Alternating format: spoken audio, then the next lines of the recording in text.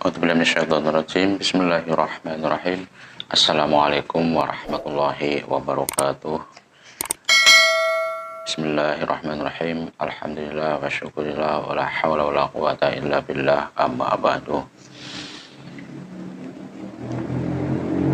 Alhamdulillah, kita panjatkan puja dan puji syukur kehadirat Allah Subhanahu wa taala. Pada kesempatan malam hari ini saya bisa meneruskan membacakan buku bestseller 37 Masalah Populer karya Kiai Haji Abdul Somad LCMA, yang pada kesempatan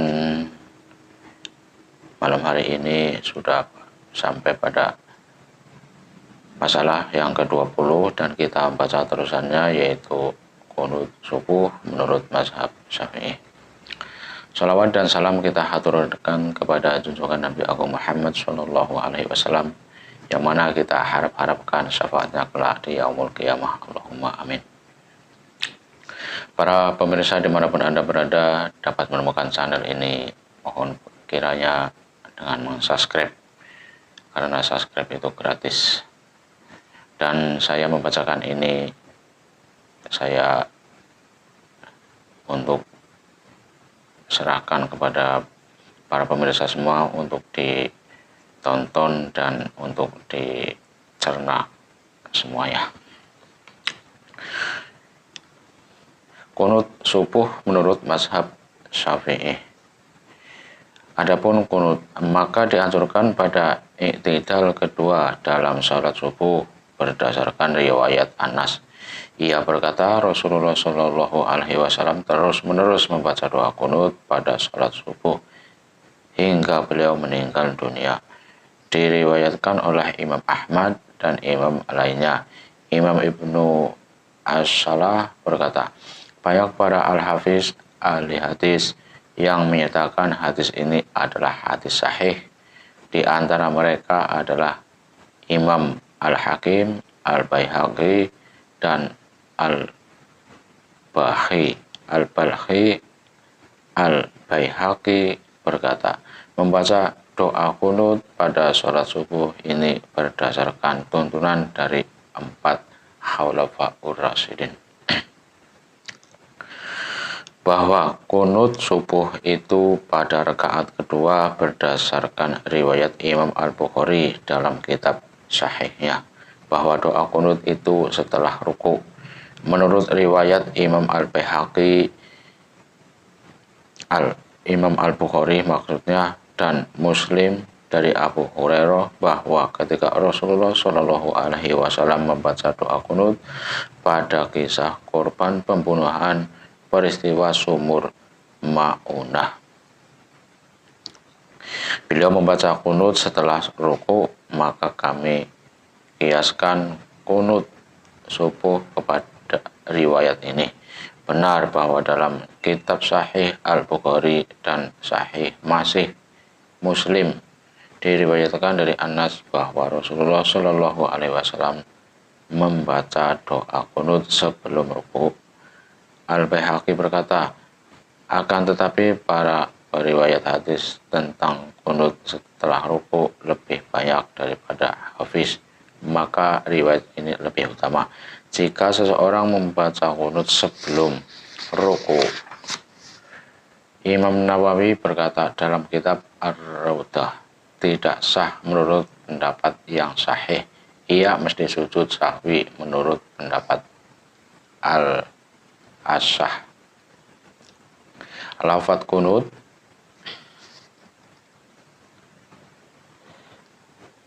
Allahumma hdini fiman hadait, wa afini fiman afait, wa tawallani fiman tawallait, wa barik li fima atait, wa qini syarra ma qadait,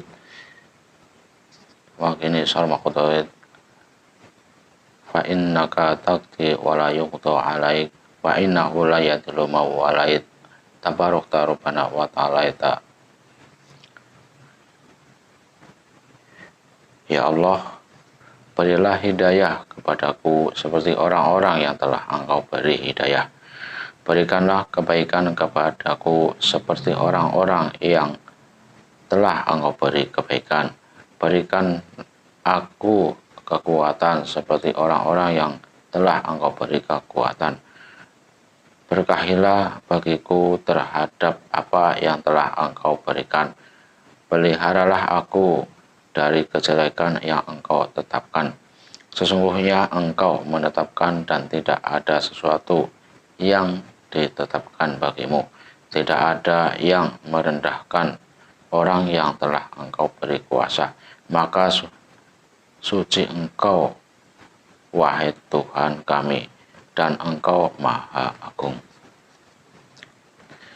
Demikian diriwayatkan oleh Abu Dawud, At-Tirmizi, An-Nasai, dan lainnya dengan sanad sahih.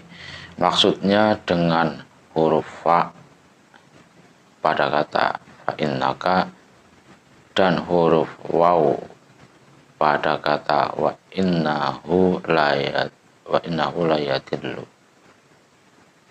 Imam Ar-Rafi'i berkata, para ulama menambahkan kalimat tidak ada yang dapat memuliakan orang yang telah Engkau hinakan.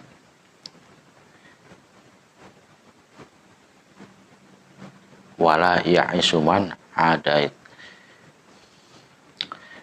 Sebelum kalimat tabarokta rabbana wa ta'alaita, maka suci Engkau, wahai Tuhan kami, dan Engkau Maha Agung. Dalam riwayat Imam Al-Baihaqi disebutkan setelah doa ini membaca falakal hamdu ala ma qadait astaghfiruka wa atubu ilaik. Segala puji bagimu atas semua yang Engkau tetapkan. Aku mohon ampun dan bertaubat kepadamu. Ketahuilah bahwa sebenarnya doa ini tidak tertentu. Bahkan jika seseorang membaca kunut dengan ayat yang mengandung doa dan ia meniatkan sebagai doa kunut, maka sunnah telah dilaksanakan dengan itu. Imam membaca kunut dengan lafaz jamak, bahkan makruh bagi imam mengkhususkan dirinya dalam berdoa.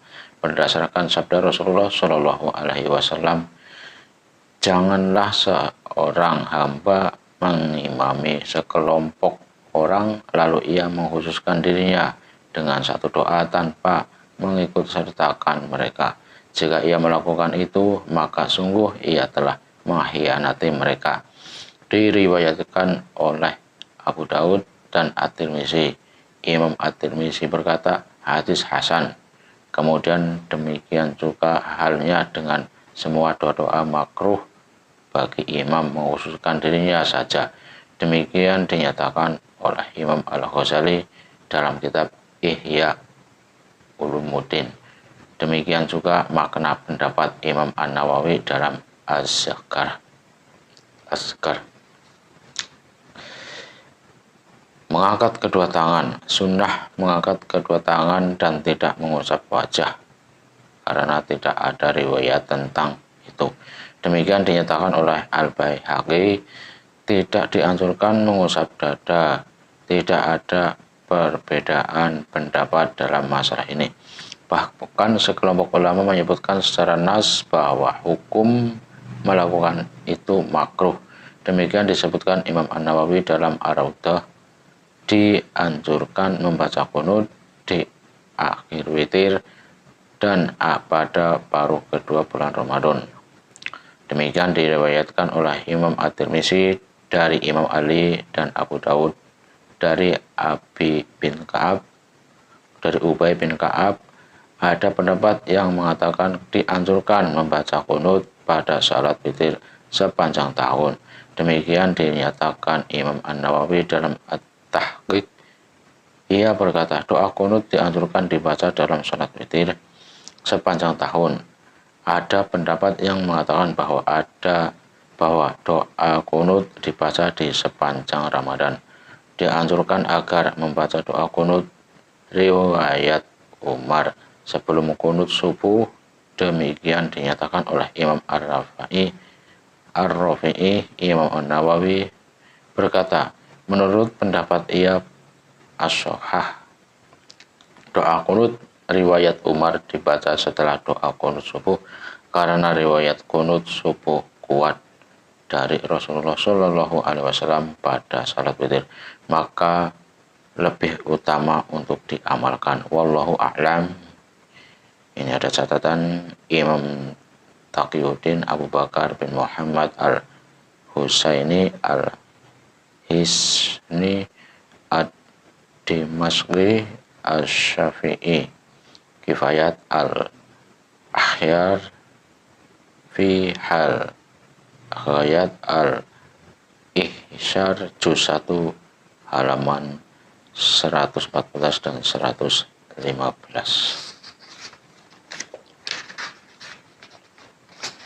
Ikhtilaf ulama tentang mengangkat tangan ketika kunut.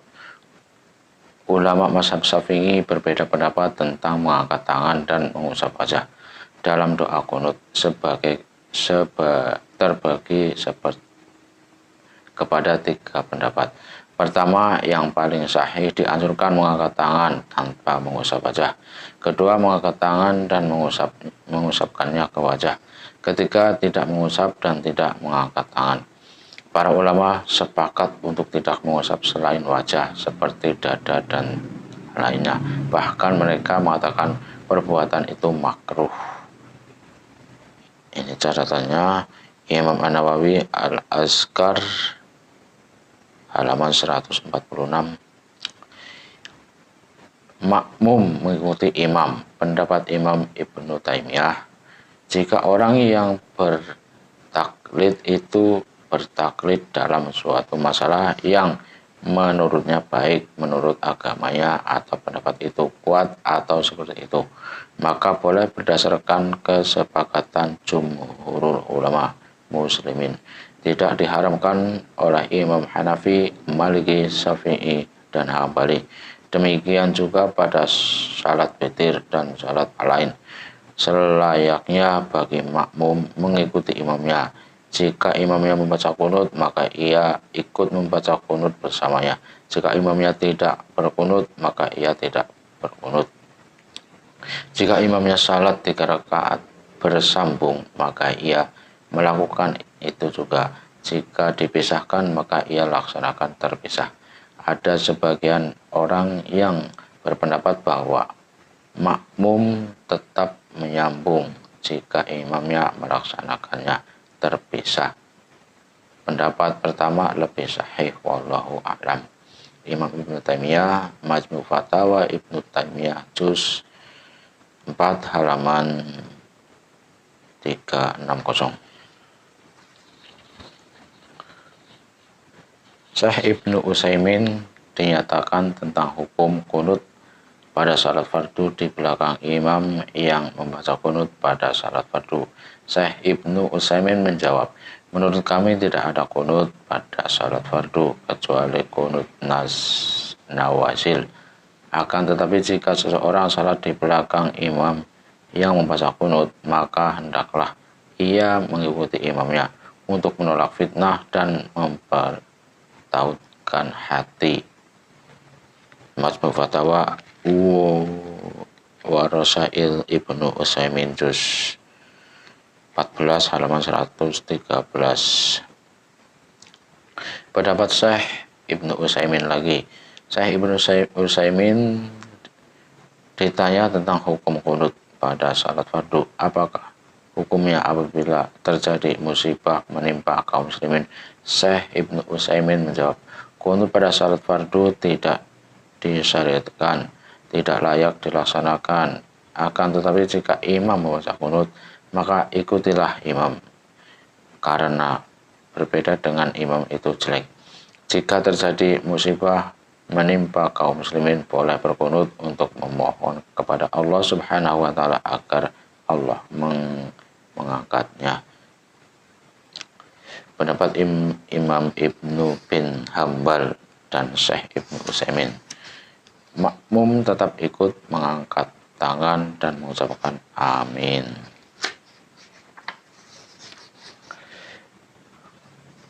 Jika seorang menjadi makmum, apakah ia mengikuti imamnya yang membaca doa kunut subuh dengan mengangkat kedua tangan dan mengucapkan amin bersama imam? atau cukup meluruskan tangan di kedua sisi tubuh. Menjawab masalah ini, kami katakan makmum ikut mengucapkan amin. Terdapat doa qunut subuh yang dibaca imam dan makmum mengangkat kedua tangannya mengikuti imam karena khawatir berbeda dengan imam. Imam Ahmad bin Hambal menyebutkan secara nas teks bahwa apabila seseorang menjadi makmum mengikuti imam yang membaca doa qunut pada sholat subuh, maka makmum itu mesti mengikuti imamnya dan mengucapkan amin terhadap doa qunut yang dibaca imam. Walaupun menurut pendapat Imam Ahmad bin Hambal bahwa doa qunut subuh itu tidak disyariatkan menurut pendapat yang masyhur dari beliau. Tapi Imam Ahmad bin Hambal tetap memberikan keringanan dalam masalah itu. Artinya keringanan itu mengikuti imam yang berbeda membaca doa qunut pada salat subuh karena khawatir menimbulkan khilaf yang terkadang menimbulkan perselisihan hati. Ini catatan Ibid halaman 73. Kiranya sekian dulu pembacaan ini. Masalah qunut sudah selesai dan saya nantinya akan membacakan masalah ke-21 yaitu salat qobliyah Jumat. Terima kasih. Apabila banyak kata-kata yang kurang pas dalam membaca, saya mohon maaf. Mohon dukungannya dengan subscribe karena subscribe gratis dan semoga channel ini berkembang. Sekali lagi mohon maaf. Wabillahi taufiq wal hidayah. Wassalamualaikum warahmatullahi wabarakatuh.